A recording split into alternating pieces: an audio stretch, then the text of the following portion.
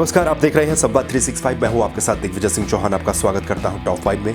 आज के इस टॉप 5 में हम बात करेंगे उत्तराखंड में 2 दिनों तक कोरोना के नए केस कम होते रहे, लेकिन तीसरे दिन एक बार फिर से कोरोना के ये नए केस फिर से बढ़ गए हैं। मौत का आंकड़ा अभी भी 100 के पार है, तो चिंता अभी भी बनी हुई है। इसके अलावा इस टॉप 5 में बात करेंगे उत्तराखंड को ऑक्सीजन मिली है, कहां से मिली है, कहां जाएगी, इस खबर पर भी आपको जानकारी देंगे। साथ ही आपको बताएंगे कि किस तरह से उत्तराखंड में कोरोना कर्फ्यू का पालन करवाया जा रहा है। कई शहरों में, कई जिलों में पुलिस ने फ्लैग मार्च निकाले हैं और सख्त हिदायत दी है कि जो भी उल्लंघन करेगा उस पर कड़ी कार्रवाई की जाएगी।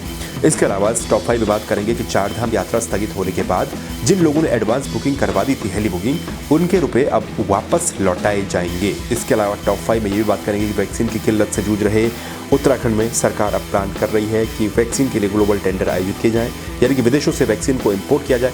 तो उस खबर पर भी आपको जानकारी देंगे, लेकिन नजर डाल लेते हैं सबसे पहले हेडलाइंस पर।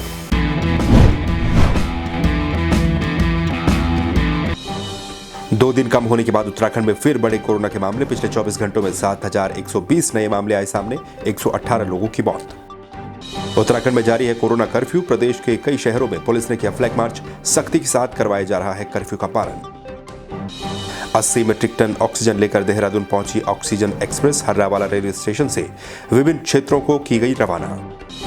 4 धाम यात्रा स्थगित होने के बाद 11,000 तीर्थ यात्रियों को लौटाई जाएगी हेली सेवा की बुकिंग रकम। वैक्सीन की कमी से जूझ रहे उत्तराखंड में अब विदेश से भी हो सकेगा वैक्सीन का आयात। सरकार ने गठित की एक समिति।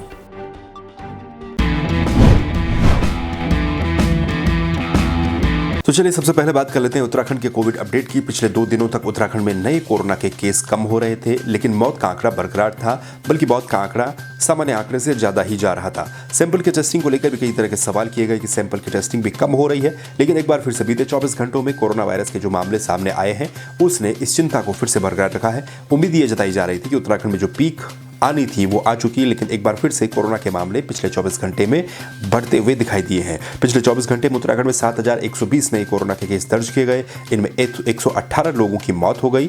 पॉजिटिविटी सैंपल रेट 6.25% हो गया और प्रदेश में अब कुल एक्टिव केस की संख्या 76,500 हो गई है। इसके अलावा पिछले 24 घंटों में हालांकि रिकवर होने वाले मरीजों की संख्या भी काफी ज्यादा रही। पिछले 24 घंटों में उत्तराखंड में राहत की बात यह है कि करीब 4,933 यानी करीब 5,000 मरीज कोरोना से रिकवर होकर ठीक होकर अपने घर वापस लौटे हैं। इसके साथ ही अब उत्तराखंड में जो पिछले 24 घंटों में जो सैंपल जांच किए गए, तो इस दौरान करीब 118 लोगों की मौत इस कोरोना बुलेटिन में दर्ज की गई। जिले वाइज अगर हम बात करें तो देहरादून में एक बार फिर से 2000 के पार ये आंकड़ा चला गया। इससे पहले के दिन हमने देखा था कि 2000 से नीचे ये मामला था, लेकिन अब फिर से 2201 नए कोरोना के मामले देहरादून में पिछले 24 घंटों में दर्ज किए गए। इसके अलावा नैनीताल हाईएस्ट पे रहा, जहां पर कि 1152 नए कोरोना के केस दर्ज किए गए। और उसके अलावा उधम सिंह नगर, जहां पर लगातार मामले बढ़ रहे थे, तो यहाँ पर कल थोड़ी सी कमी देखने को मिली है। 812 केस उधम सिंह नगर में देखने को मिले हैं। प्रदेश में जो कंटेनमेंट जोन है उनकी संख्या भी लगातार बढ़ ही रही है। 422 कंटेनमेंट जोन पूरे प्रदेश में बन चुके हैं। 4,933 जो मरीज मैंने आपको बताया पिछले 24 घंटे में ठीक हुए हैं, इनमें सबसे ज्यादा देहरादून से 1700 के करीब मरीज ठीक होकर घर वापस लौटे हैं और 118 लोगों की मौत पिछले 24 घंटे में हुई है। इन 118 में जो सबसे ज्यादा मौतें हैं, 16 मौतें दर्ज की गई हैं हल्द्वानी के सुशीला तिवारी अस्पताल में। तो ये पिछले 24 घंटे का कोरोना अपडेट था। फिर से कोरोना के केस बढ़े हैं। ऐसे में कल कर्फ्यू का भी पहला दिन था, तो अब किस तरह से केस रहेंगे इस पर भी नजरें सभी की रहेंगी। जो टेस्टिंग है उसमें भी थोड़ी सी गिरावट देखने को जरूर मिल रही है। कई जगहों पर टेस्ट उतने नहीं हो पा रहे हैं जितने कुछ दिन पहले हुआ करते थे। तो ये भी एक सोचनीय बात है कि आखिर क्यों टेस्टिंग थोड़ी सी कम प्रदेश की कई जगहों पर देखने को मिल रही है। तो उत्तराखंड में लगातार कोरोना के बढ़ते मामलों के बीच 11 तारीख से जो प्रदेश भर में प्रदेश व्यापी कोविड कर्फ्यू लगाया गया था, जिसमें कि सख्त गाइडलाइन इस बार जारी की गई है, वो कोविड कर्फ्यू पूरे प्रदेश भर में प्रभावी हो चुका है। कोविड कर्फ्यू का पालन करवाने के लिए पुलिस और प्रशासन पूरी तरह से मुस्तैद है। प्रदेश के कई जिलों में, कई शहरों में, कई जगहों पर पुलिस ने फ्लैग मार्च निकाला। घनसाली में पुलिस ने फ्लैग मार्च निकाला, नरेंद्रनगर में पुलिस ने फ्लैग मार्च निकाला, देहरादून में, हल्द्वानी में, तमाम जगहों पर पुलिस ने फ्लैग मार्च निकाला।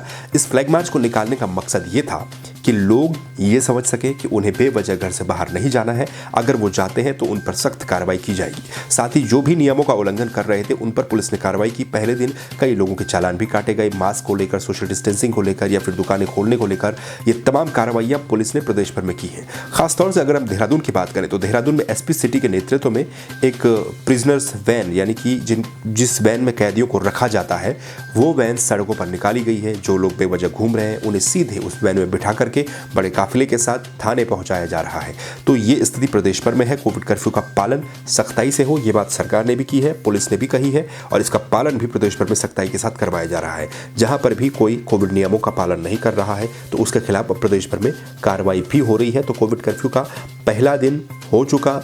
अब आने वाले समय में कोविड कर्फ्यू किस तरह से असर डालेगा कोरोना के जो नए केस हैं उन पर, ये देखने वाली बात होगी। तो चलिए अब बात कर लेते हैं ऑक्सीजन की। उत्तराखंड में भी और देश भर में भी कई जगहों पर ऑक्सीजन की किल्लत हो रही है। ऑक्सीजन एक्सप्रेस के जरिए रेलवे डिपार्टमेंट प्रदेश में और देश में जगह जगह पर ऑक्सीजन की सप्लाई करवा रहा है। ठीक इसी के तहत अब उत्तराखंड में भी ऑक्सीजन की कमी को लेकर जो स्थितियां बनी हुई थी उनमें सुधार आए, उनको ठीक किया जा सके, इसके लिए राज्य को 80 मीट्रिक टन ऑक्सीजन मिली है। 80 मीट्रिक टन ऑक्सीजन लेकर के मालगाड़ी देहरादून हर्रावाला के रेलवे स्टेशन पर पहुंची है। सोमवार देर रात को यह हर्रावाला रेलवे स्टेशन पर पहुंच गई, जहां पर सुबह को मुख्यमंत्री तीरथ सिंह रावत भी पहुंचे। उन्होंने इस रेलगाड़ी का, इस ऑक्सीजन एक्सप्रेस का स्वागत वहां पर किया। ये पहली ऑक्सीजन एक्सप्रेस है जो कि उत्तराखंड के लिए रेलवे के द्वारा भेजी गई है।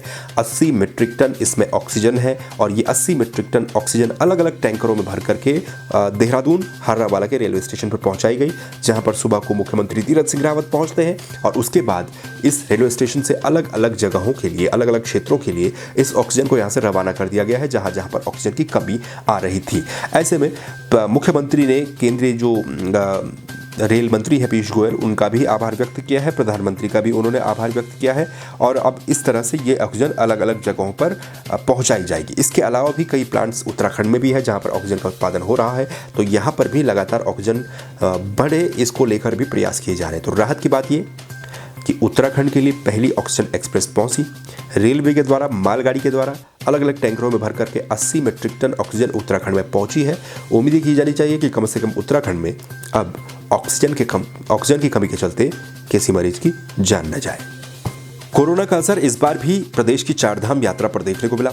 चारधाम यात्रा को सरकार ने स्थगित कर दिया, लेकिन सरकार ने जब चारधाम यात्रा को स्थगित किया तो उससे पहले ही कई लोग एडवांस में हेली सर्विस को बुक भी कर चुके थे और तमाम तरह के वो बुकिंग ऑनलाइन कर चुके थे।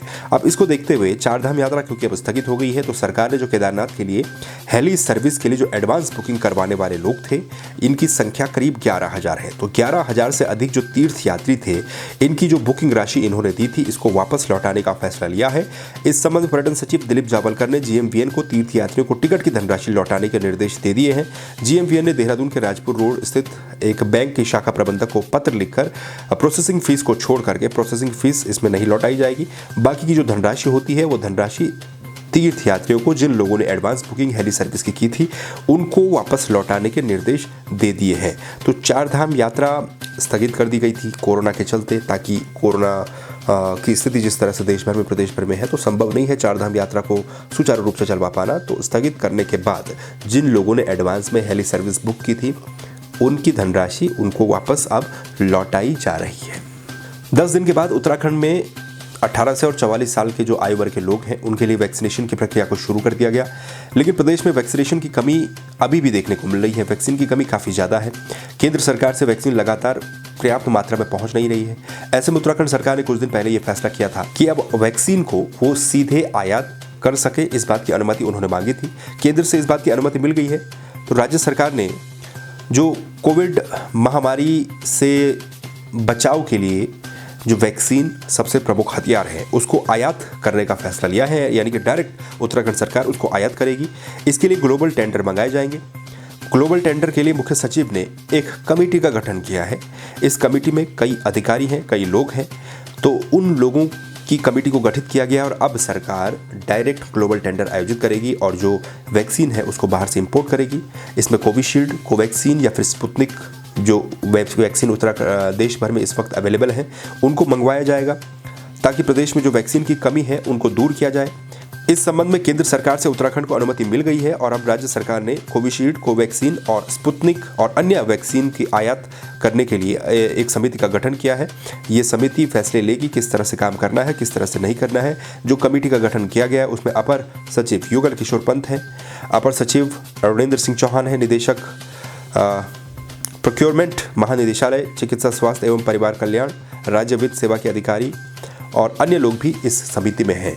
तो वैक्सीन की कमी प्रदेश में ना हो, जो निर्भरता केंद्र पर हमारी है, जहां से उत्तराखंड को कभी 1 लाख डोज मिलती है, कभी 1.5 लाख डोज मिलती है, लेकिन समय काफ़ी ज़्यादा लग जाता है। ऐसे में अब डायरेक्ट आयात करने की उत्तराखंड सरकार सोच रही है। तो उम्मीद की जानी चाहिए कि आने वाले समय में कोवैक्सीन हो, कोविशील्ड हो या फिर स्पुतनिक हो या फिर कोई अन्य वैक्सीन हो, ये सब वैक्सीन उत्तराखंड सरकार उत्तराखंड वासियों के लिए कम से कम अवेलेबल करवा पाए, जिससे कि जल्द से जल्द वैक्सीन की प्रक्रिया उत्तराखंड में संपन्न हो सके। ये थी अभी तक की टॉप 5 खबरें। इन खबरों को लेकर आप क्या सोचते हैं, अपनी राय आप दे सकते हैं, कमेंट कर सकते हैं। वर्तमान स्थिति को लेकर भी आप अपने सुझाव रख सकते हैं। तो फिर मिलेंगे नई खबरों के साथ, नई वीडियो के साथ। तब तक के लिए आप सुरक्षित रहिए, घर पर रहिए। नमस्कार।